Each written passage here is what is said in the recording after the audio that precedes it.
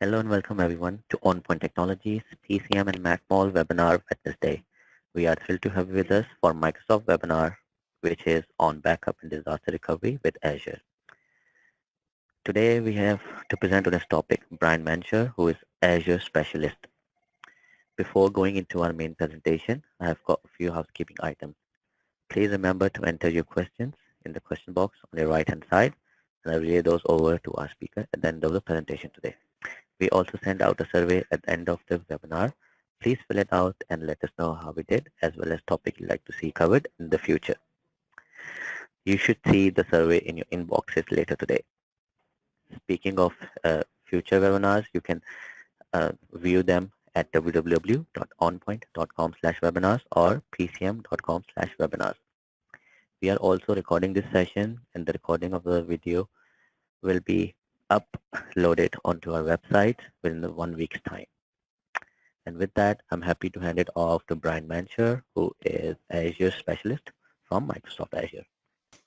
So good morning, good afternoon, everyone. We really appreciate you joining us here today to learn a little bit about backup and disaster recovery with Azure, the different use cases for that. Maybe you're doing some of this today and just want to get some more information, or you don't really have a backup and disaster recovery plan and you're looking to see where Microsoft Cloud and in particular Azure can help you there. So just a little introduction to myself. I have been working with PCM for about 2 years now. Before this role, I was working as an infrastructure administrative admin for about 15 years. So I was on the other side of the table, so to speak, before this role. So I've been in your shoes and carried many of the hats and did many of the same jobs. So it helps me talk to customers in this type of role around these different technologies. So, but what I do is I get a chance to talk with customers all different shapes and sizes, from 25 seats all the way up to 5,000 plus seats around all these different topics.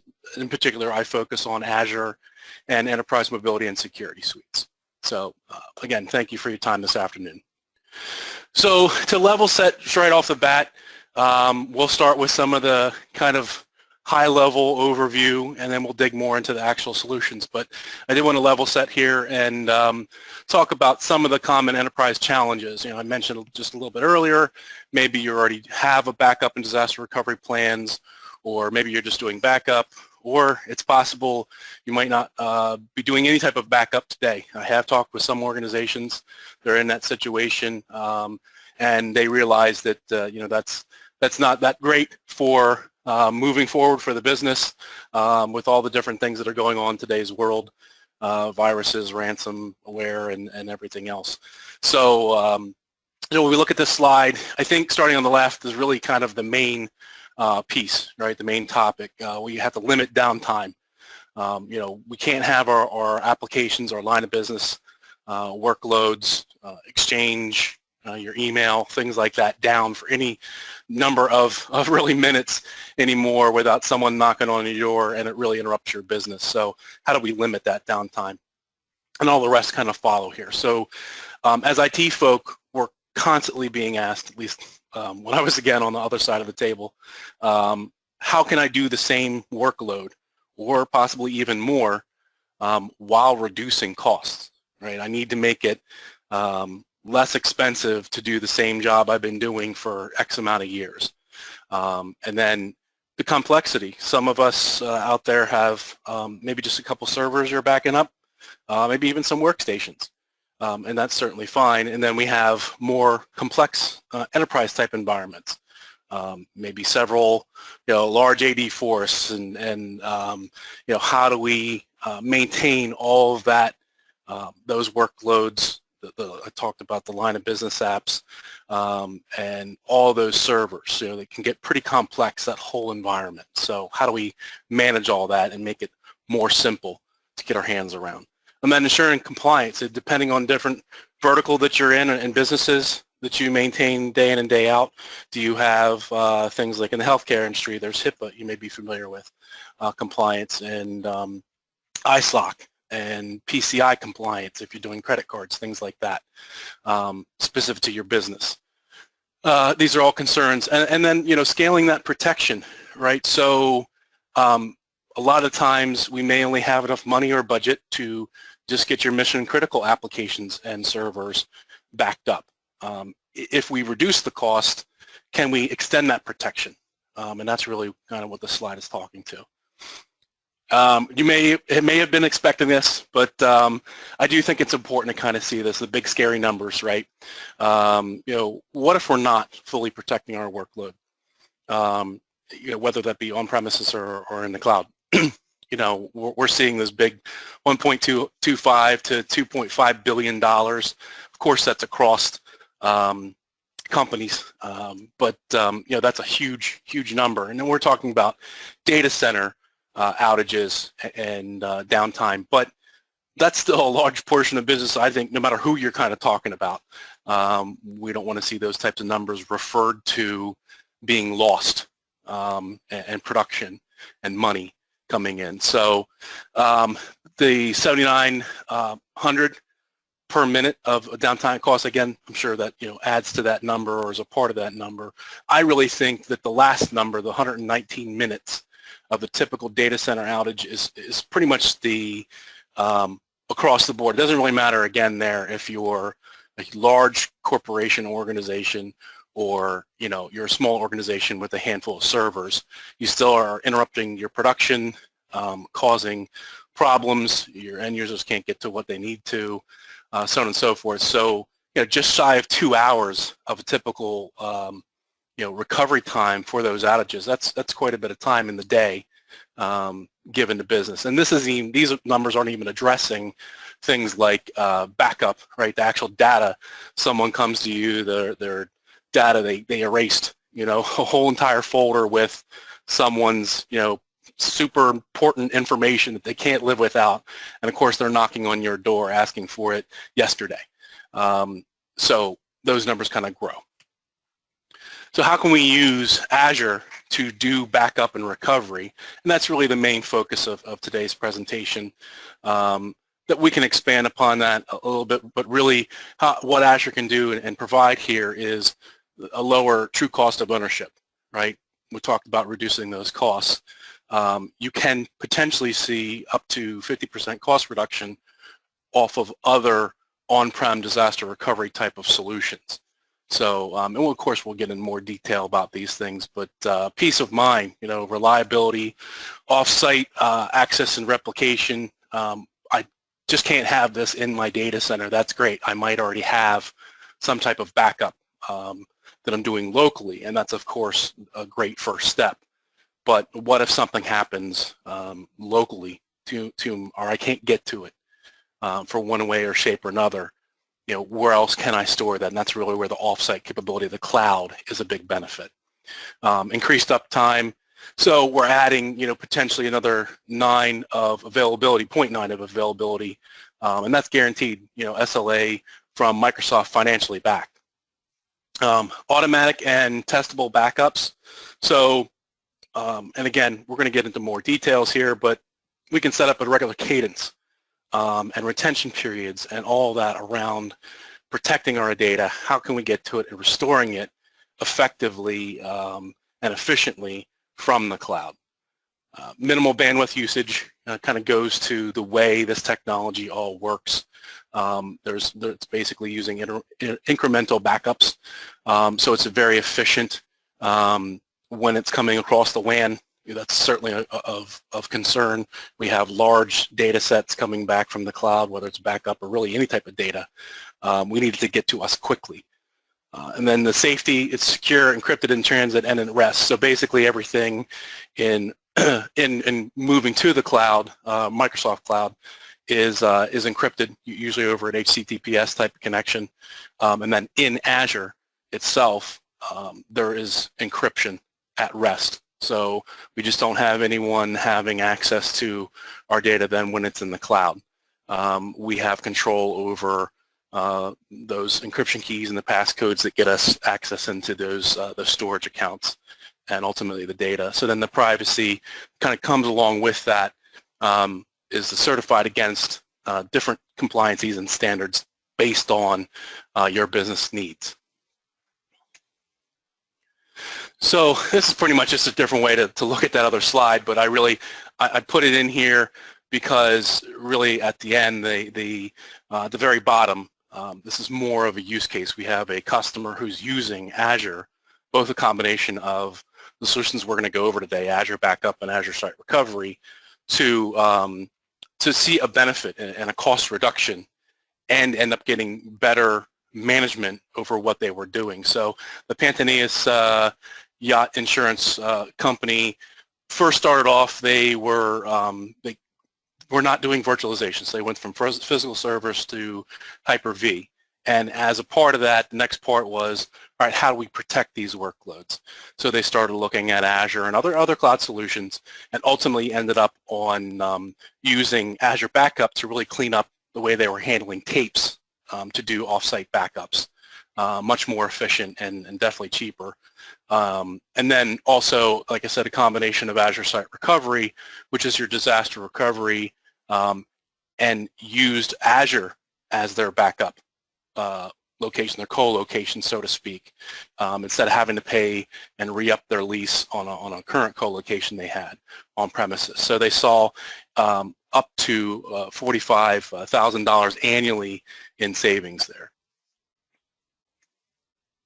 So before I go further into the actual products, and I promise I'm not delaying too much, I think it's important to understand the actual core services that underlie the Azure Backup and Disaster Recovery, and really, for that matter, every other solution and offering within the Azure umbrella, if you will, is the storage. It's kind of unsung hero, in my opinion. The large hard drive in the sky, or pretty much an endless hard drive in the sky, if you will, completely scalable.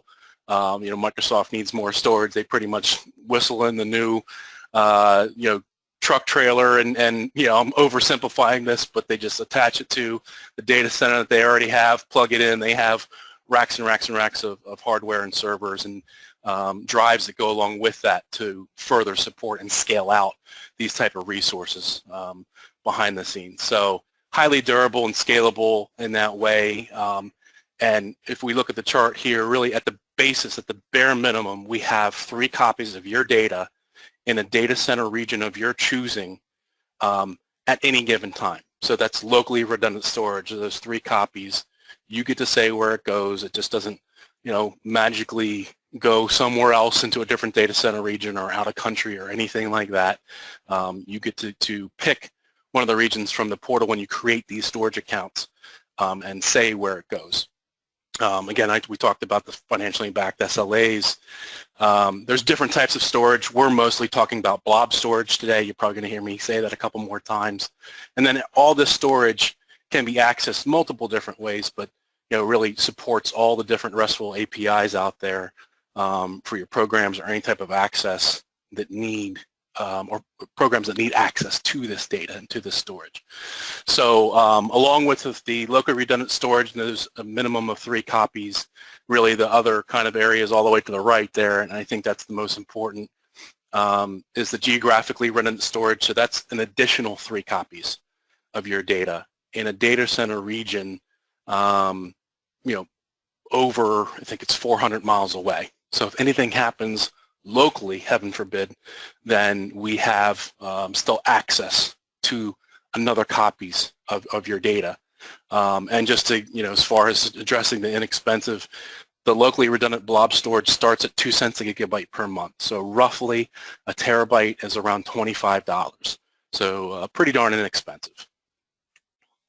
And then, anytime we talk about moving things to the cloud, there's a little bit of trepidation or, questions. Is my stuff secure? And we kind of talked about this a little bit earlier, but is Azure, and is it compliant with what I need? Are there additional privacy or concerns that Microsoft meets when managing this data and where I put it? And you can see here by the chart we have a lot of the different compliances listed. There's even more off the right-hand side towards the bottom. There's the Azure Trust Center. You can get a lot more information. There's certainly a bunch. And really what it is a collection of all the different compliances, also addressing there's certain privacy, how Microsoft manages your data and all that. But really, looking on the left-hand side there, we talked about credit cards, PCI compliance. If you're in the healthcare industry, HIPAA. Microsoft will sign a BAA agreement with you. Recently, as of about 4 or 5 months ago, Microsoft has even become, or Azure has become, high trust certified. Again, it's kind of tied to the healthcare industry. And you might not be a government entity organization, but if you're FedRAMP compliant and you have authority to transact, then you can, authority to operate, excuse me, then you pretty much have the highest compliances across the board, whether you're commercial or government.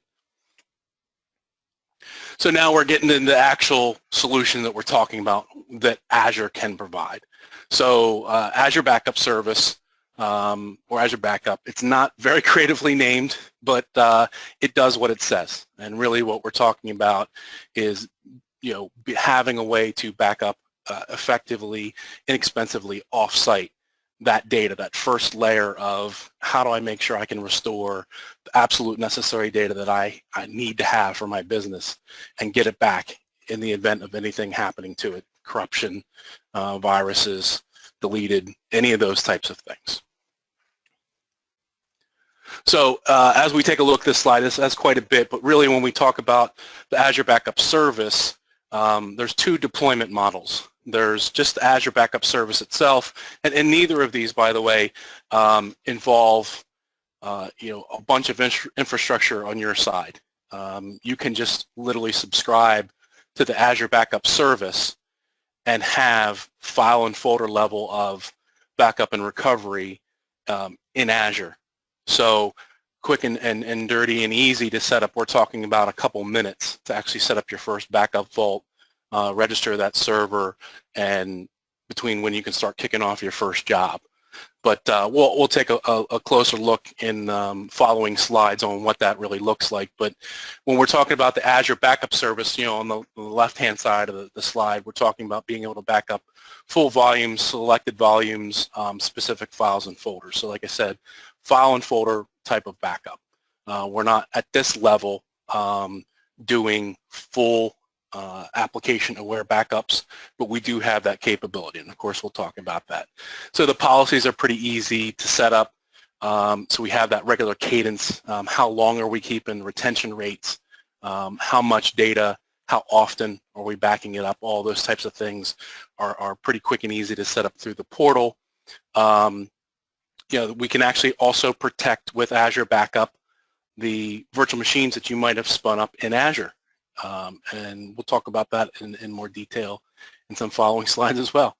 And everything, I think it's important to also realize that everything from Azure Backup is encrypted and optimized while in transit. So with Azure Backup in particular, when you're transferring the data or when those backups are happening, both back and forth and the restores, that's going across an HTTPS connection. So you're encrypted and secure with that data moving to and from the Microsoft cloud. On the right-hand side, or the second type of deployment method, really what we're talking about is Azure Backup can work with, in conjunction with, if you have System Center Data Protection Manager, you may be familiar with, you may not have it, but I think it's a nice benefit that it ties right into Data Protection Manager. And also now for smaller organizations, or organizations that might not already have something as System Center is a little bit more enterprise driven. But if you don't have System Center, how can I get some of that same functionality that the Data Protection Manager gives me? And just to go over those, really what we're talking about then with the Data Protection Manager and the MABS server, which is the Microsoft Azure Backup Server. Both of those really allow you to do application level and aware type of backups and snapshots. So now you're talking about not just getting file and folder recoveries and backups, you're doing the full Windows server. You're backing up and protecting Exchange, SQL Server, SharePoint, Dynamics, so on and so forth. So that's a more advanced workloads. Another benefit really here is with the Azure Backup, you're installing that on each server. So each guest server you would be going to and configuring those. With the Azure Backup, either with Data Protection Manager or the MAB server, the Microsoft Azure Backup server, what you're able to do is have a single console to set all that stuff up, set up all the retention policies and backup points and do the restores from that single console and protect many servers and endpoints, not just a one-off. So that's, when we're talking about centralizing and providing that type of access and management, it's definitely easier from the Data Protection Manager and the MAB server along with Azure Backup. Also with the Data Protection Manager, so this would just be with System Center Data Protection Manager, there are extra capabilities, like you can have one of the areas that you can, storage types that you can move to is still tape. So if you still absolutely have to have tape, you can use that with Data Protection Manager. With the Microsoft Azure Backup server, that is a limitation. It can't talk with tape, but it does a lot of the other feature sets that Data Protection Manager does. Taking a further look into how the Azure Backup actually works, again, we have the two different deployment models, and really, it's as simple as signing up for Azure. The second part of it is, or step two really, is once you create a backup vault, you're creating that area of storage, of blob storage in Azure that's going to be encrypted and protected. You'll generate a passphrase is in conjunction with the encryption keys that are necessary to protect that storage account and allow access to it. So you sign up for Azure, you create that backup vault, and then once you do that, you'll have access to download the agent necessary to install on the actual Windows server or the instance that you're protecting. Once that's installed, then you can register that each server with the backup vault that's in Azure. And once you've done that successfully, it shows up, you'll be able to start doing your initial backup. So again, I think I mentioned this before, we're talking about really with the Azure Backup service being able to set this up with really in less than 10 minutes if you needed to and wanted to from just a quick backup and see how it works. Over on the right-hand side of the slide, with the Azure Backup and Data Protection Manager or the Microsoft Azure Backup server, it's pretty much the same process, but you can see there the main difference really is between steps 2 and 3.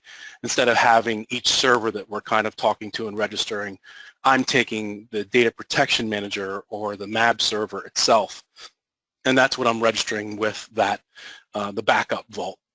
So again, you have that single console, and with that access, you have more application-aware snapshotting than just file and folder type of recovery. I think it's also important, part of the recovery method is not really shown here, but in the past, you pretty much had to download and restore all the data, back to a target, back to on-premises or to another server to have access to that data. But what Microsoft did about 4 weeks ago is they now have what's called instant file recovery. So really what's going on is behind the scenes, you can log into the portal and ask for a point in time on your restore, and it will mount as an iSCSI drive, right, in the Azure portal, access to that snapshot. So you can browse it like a regular file store and pull out just the pieces you need and then restore them to where you need to have them or just copy them.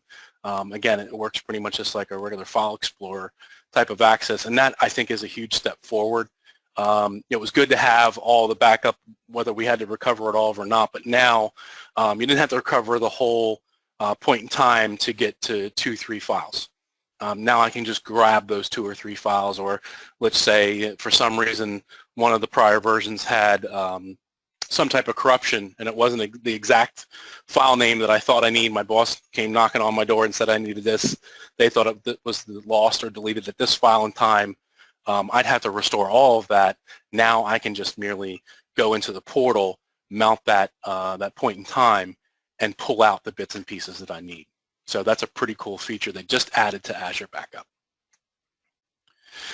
One thing you might not know, and I didn't mention it earlier, was that Azure Backup can also back up the virtual machines in Azure. And some of you might be scratching your heads going, why the heck would I need to do that? You know, doesn't Microsoft, doesn't Azure, just in and of itself, have some type of backups? And really what's there is we have redundancies built in. We talked about the storage earlier, the locally redundant storage, the 3 copies of your data, but that's not necessarily a backup. And those are 2 different things. So when we talk about putting production workloads in Azure, or really anything in a virtual machine type of workload, you know, I want to make sure that I have my data protected, or I want to be able to go back to a point in time for that virtual machine and not have to completely rebuild it if something were to happen. I mean, just like you know, a virtual machine or a physical machine on premises, there might be problems, and I want to have that backup and to be able to restore that. So you have to keep those same, a lot of those same thoughts about the way you approach that, even if your workloads are in Azure.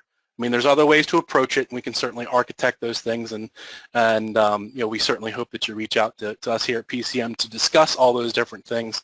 But it's, I think, a good thing to know that the Azure Backup Service, so pretty much backup as a service, is something I just can turn on my virtual machines in Azure, whether they're Linux or Windows machines, which I think is important as well.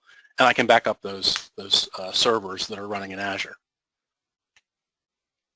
So the pricing for Azure Backup, you know, of course, it's great. You know, you gave me a high-level overview, what it can do, and maybe how it can save me money. But now let's get into the nitty-gritty of this. What's the pricing? So Azure Backup is based off of how much data you're protecting on each instance. So as you can see by the chart, anything from less than or equal to the first 50 gigabytes of data is $5 per month per instance. And then you're also going to pay the storage consumed, you know, the blob storage that we talked about in Azure. And that's pretty much the same type of layout with a lot of these different services. The storage is usually a separate charge on top of the service itself. So, and as we move down that chart, we can see the 51st gigabyte to the 500 gigabytes of data then, instead of being $5, is $10 per month per protected instance and the storage consumed. And then basically the way this chart goes and reads is every 500 gigabytes past that is another $10.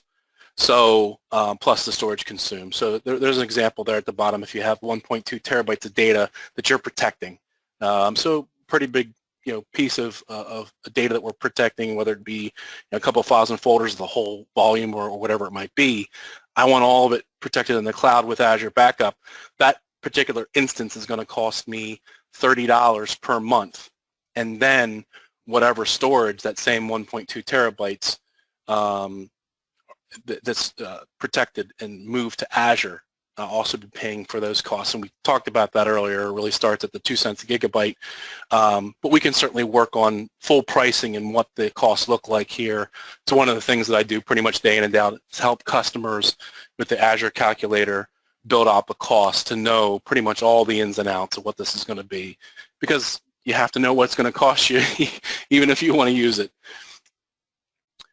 So that was Azure Backup, and now we're moving on to Azure Site Recovery. So really now we're talking about the disaster recovery portion of what Azure can offer to you.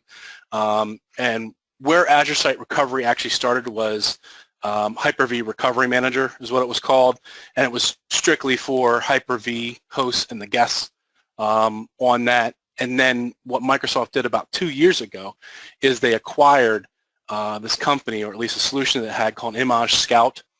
And with that, it made a huge leap forward in that Azure Site, well, what became Azure Site Recovery, as we know now, from Hyper-V Recovery Manager, can now protect not only just the Hyper-V, but we're talking to be able to replicate and provide disaster recovery for VMware, guest machines, and physical servers.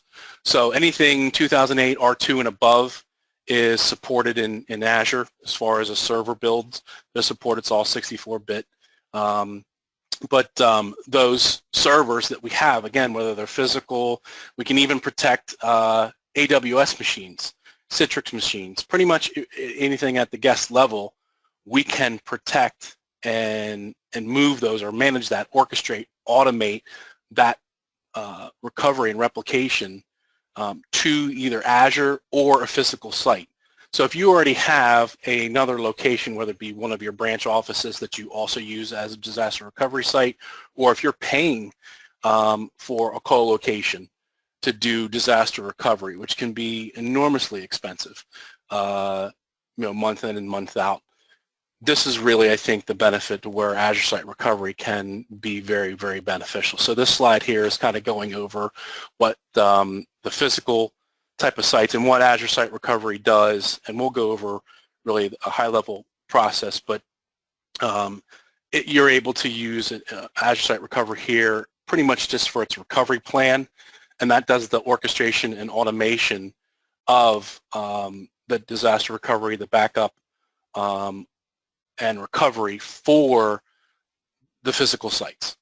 But I really think the value add here is being able to use Azure, the Microsoft Cloud, as your backup recovery site.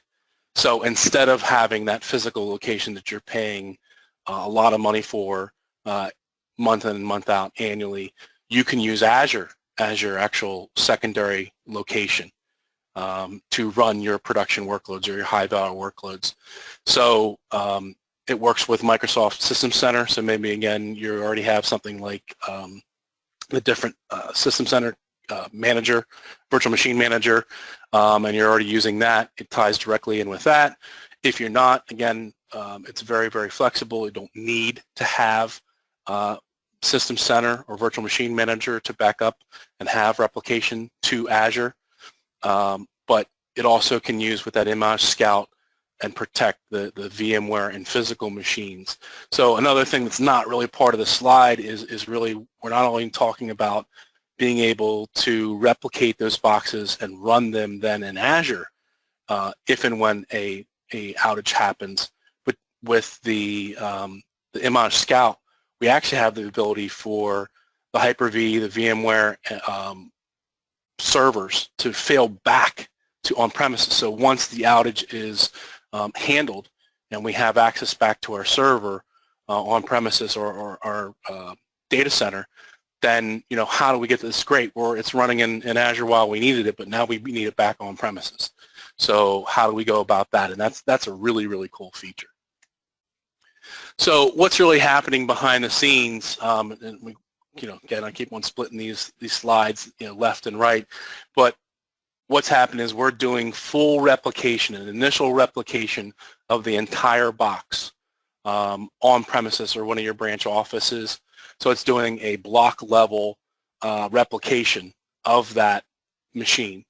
And then what it's doing is turning that into what's compatible with Azure, which is a VHD image.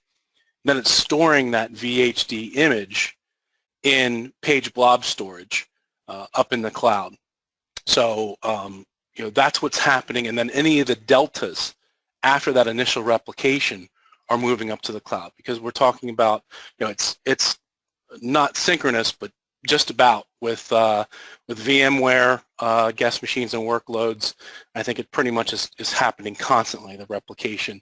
With Hyper-V, I think it can go down to, it's like 5 minutes.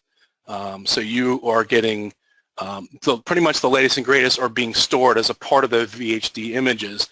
And then if we move or look at the right-hand side, if and when an outage happens, we can't get to those location or those servers on premises, what's really happening is then in the cloud, we kind of hit the panic or the failover button in the portal, and what's happening then, those VHD images that are stored in Azure are then being spun up and turned into an actual compute. So then it's a virtual machine in Azure running, Exchange, SAP, SharePoint, SQL, really whatever it is you can, Active Directory, domain controllers. I mean, those are all typically the workloads that we see replicated up into the cloud. And, again, this doesn't have to be your entire data center. You can choose just your tier one workloads that need to be protected in the cloud, and maybe you have a combination of Azure Backup and Azure Site Recovery on the same server that can give you different capabilities, different backup, point-in-time type of restore, and then also the full recovery if you need to for disaster recovery. So that's really what's going on behind the scenes of Azure Site Recovery at a very, very high level. We talked about the Azure Backup pricing, and of course we have our pricing here for Azure Site Recovery. Microsoft actually just about 6 months ago, I want to say, reduced the cost, so they're always looking to find out how they can save customers money.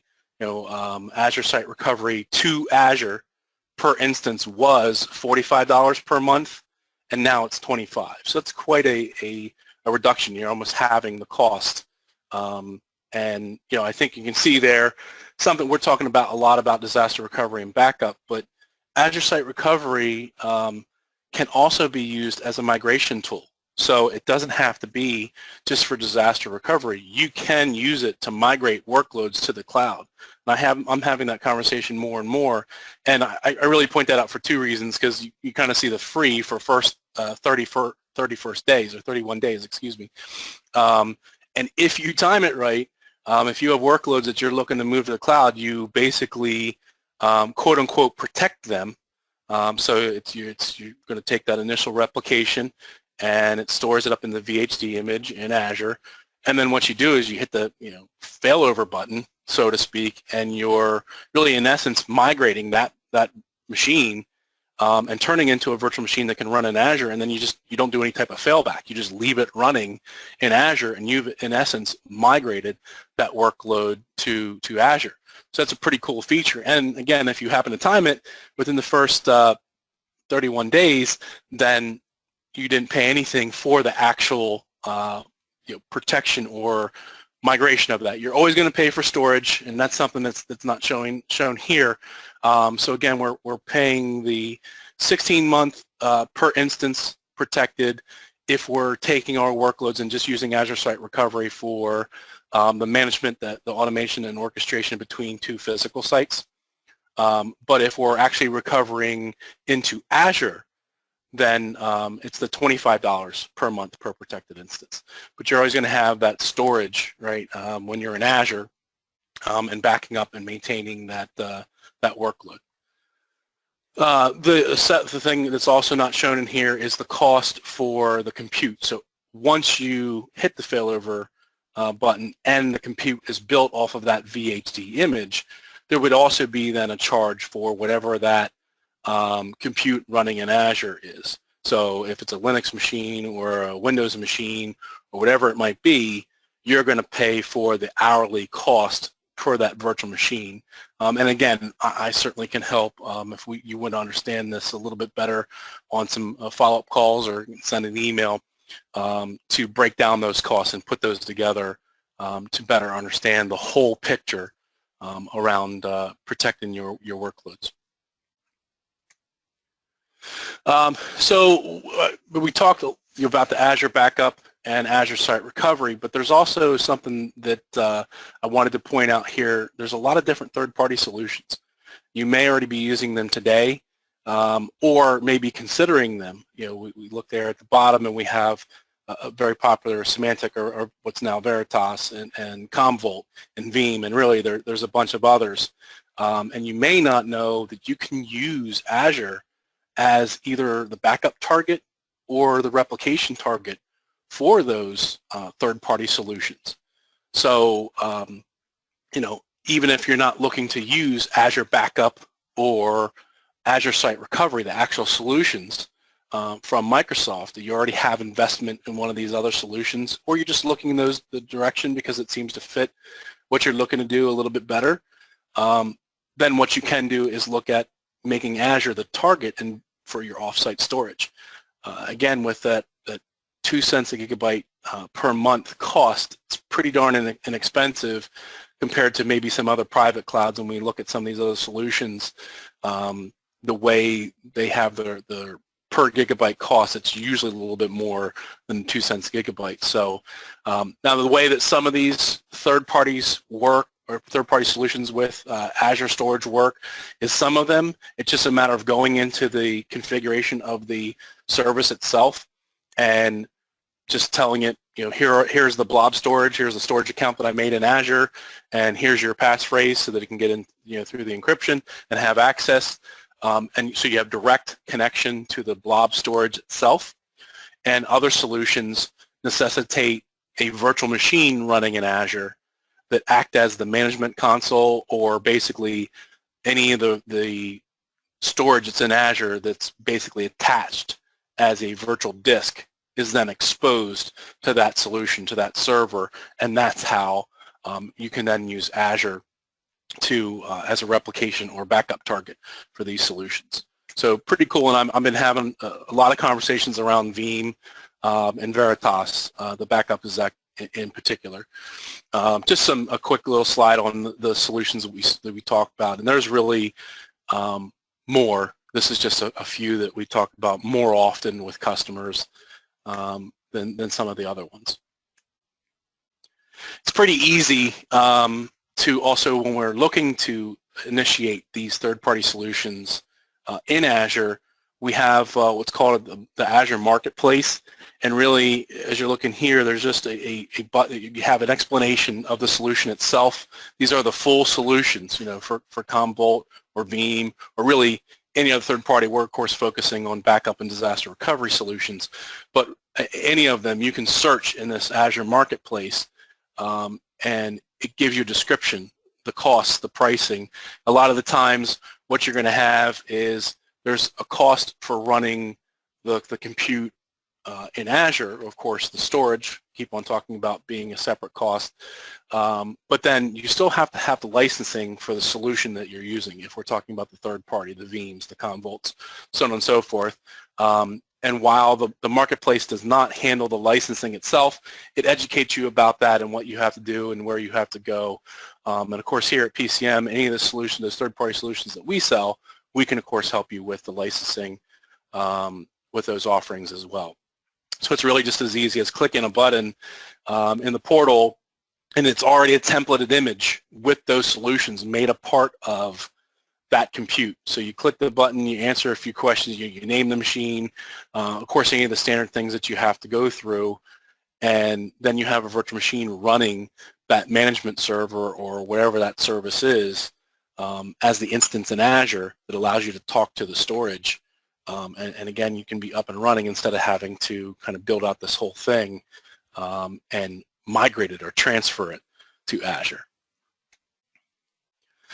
Another one of the workloads that's a little bit separate and maybe not talked about as much is really being able to archive your data to the cloud. I know we're talking about backup, and archive is certainly a part of that, or can be, but sometimes we talk about the data or think about the data that we have to keep for a very, very long time, and sometimes it's segregated from the rest of the backup data. What do we have that's data that we need to get to quickly and easily, and then we have archive data that we just absolutely just need to keep for compliance reasons, 7 years, 10 years, or whatever it might be. And what we can do is there's multiple different ways to use Azure as just your big hard drive in the sky. You can manually copy this. There's what's called Storage Explorer, and gives you a file tree view and access to these blob storage accounts in Azure. You can use that. There's a solution called AZ Copy. You can use and even build some type of front end or programmatically have access to these the blob storage accounts in Azure and not use these other solutions if you wanted to. So it kind of accommodates across the board. If you don't want to use Azure Backup and disaster recovery, or Azure Site Recovery, excuse me, from Azure, those actual solutions, or you're already using a third party, and maybe just want to old school it. You just want to access to a hard drive off-site, and that capacity, you can do that. And I really think moving cold data is a big portion of that. We talked with a customer just the other day is buying 12 terabytes of data to store just information that they have to keep, and they want it just to be able to talk to it through the Storage Explorer. Just move the copy with a quick little command line or a file tree, and I can move that data up and pull it back as needed. Another important thing that I didn't talk about before is with the backup, we might talk about a lot of data that we're moving to the cloud initially, and that can take a while across the WAN. Even optimized and crunched and efficient as it is, there's what's called the import and export feature. And what that is, basically, Microsoft will allow you to configure a hard drive, a physical hard drive, and you can seed or put your data on that drive, and you ship it to Microsoft. You create the storage account in the Azure portal, and you can use that import feature to seed all of your initial backup data. You know, if you, again, you have multiple gigabytes or terabytes of data, it still could take quite a while, days, to have that transfer to the cloud. So the seeding is a great way of doing that. And Microsoft also, as a part of that, has an export. So if you tell them which data you want, they will ship you, you know, you provide them a drive, but they will ship you that drive back with the data that you need. And I think when you're talking about archive data, that's a pretty cool feature to have access to.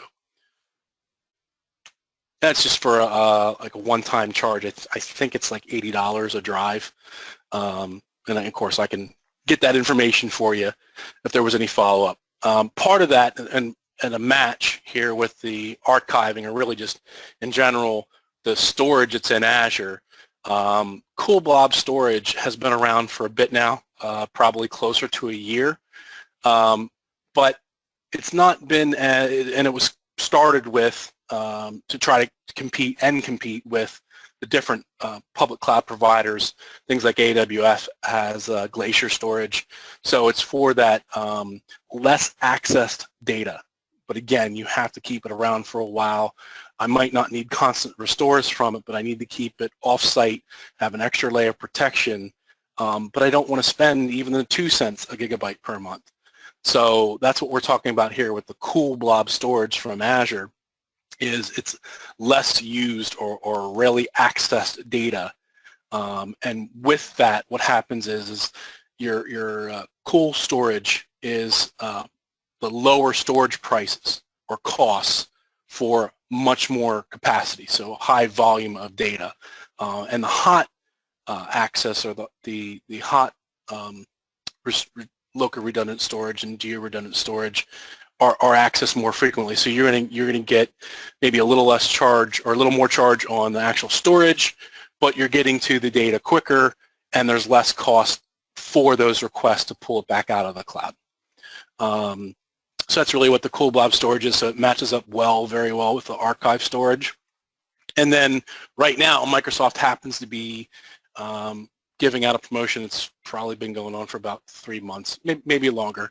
But I'm starting to talk with customers more about this, in particular for archive type of data, is if you pre-purchase up in these different increments, terabytes of data, 10 terabytes, 200, 1 petabyte, and 5 petabytes of archive data, or Cool Blob Storage data, excuse me, then you'll get a reduced cost. And that's what this chart is kind of showing. So you can save, you know, up to, I think it's, you know, 30 through 60% on pre-purchasing this storage for the Cool Blob Storage, and you can access it. So whereas the other storage you're paying for what you use, you are paying for the full 10 terabytes or the full 200 terabytes or whatever you choose per month. Whether you use that full capacity or not, I think that's important to understand. But you're also paying less for it. But that's how the promotion kind of works. You pay for as much as you need in those. So if it's the 10 terabytes and you needed 50, you would buy 5 of those. So you don't have to buy it just in the 10, 200, 1, and 5 capacities. You can use any combination to get what you need access to. So I know we went over a bunch of information. I apologize. I know sometimes it seems like I'm rambling on. I don't know if there's any questions. I'm sure there's a few, but happy to take those now. Thank you, Brian, for a great presentation. We have got a few questions lined up. The first one is from Tin Dash. He's asking, encryption keys held only by the client? Yes, great question. So that absolutely, and it's kind of a double-edged sword. At least I describe it like that. The encryption keys are only the customers, so it never is stored in Azure, and Microsoft has no access to them. So when I say a double-edged sword, you have to maintain those keys. You have to have those passphrases.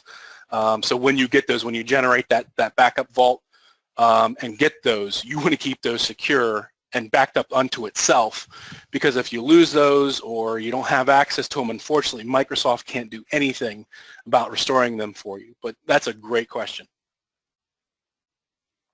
Thank you so much. The next question is from Jim Rakowski.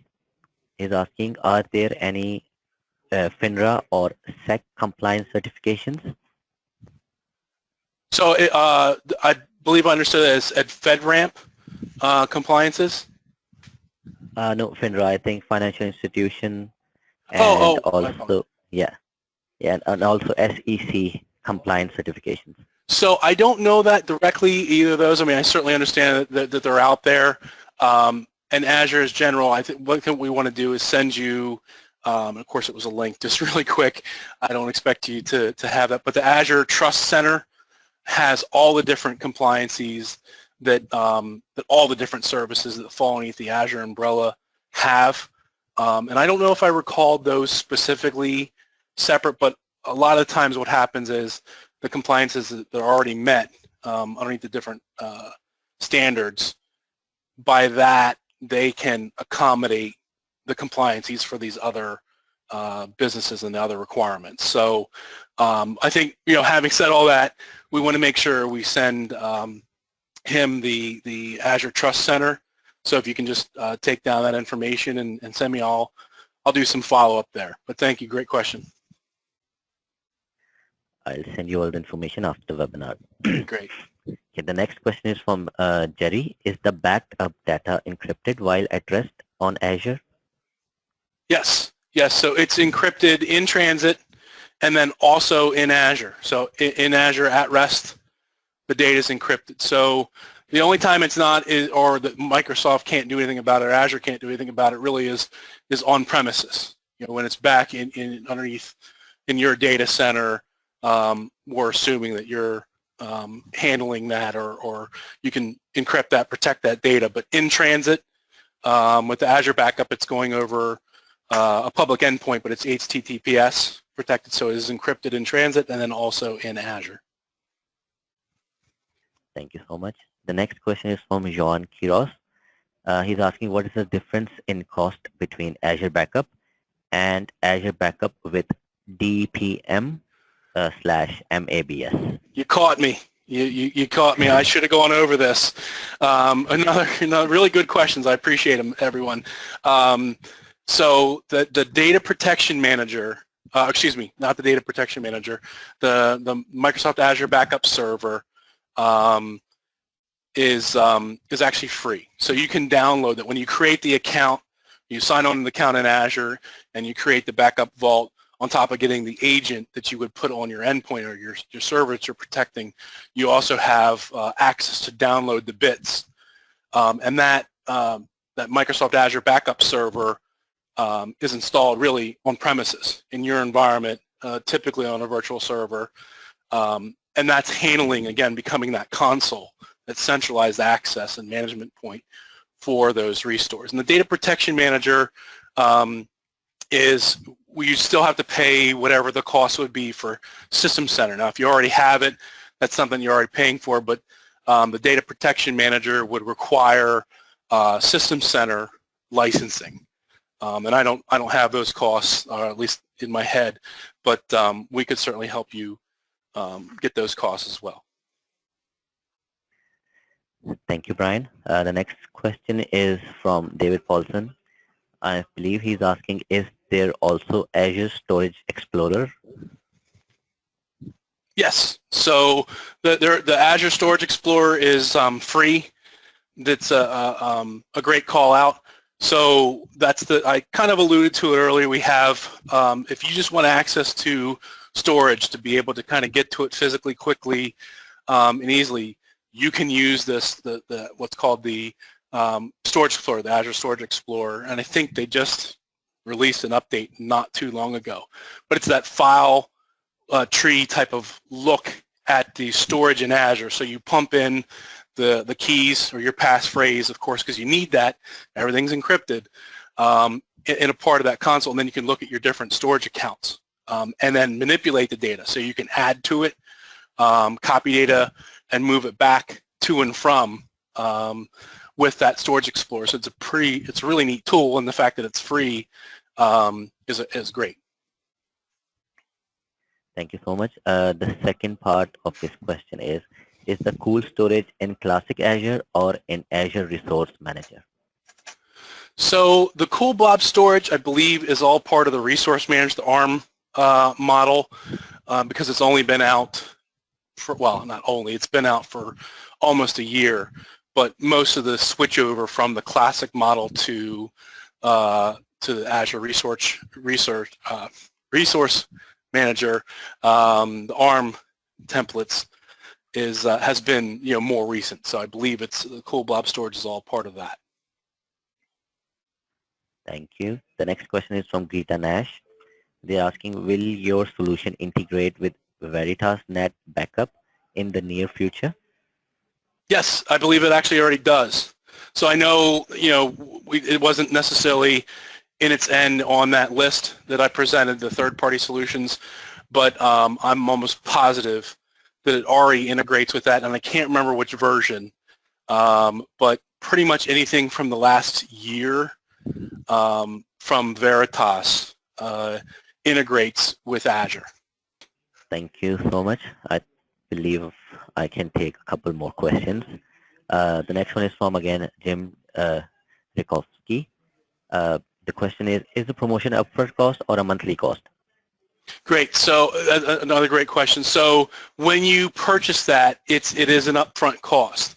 So it's broken down in what you need a month, and that can change, but you pay for what you need ahead of time.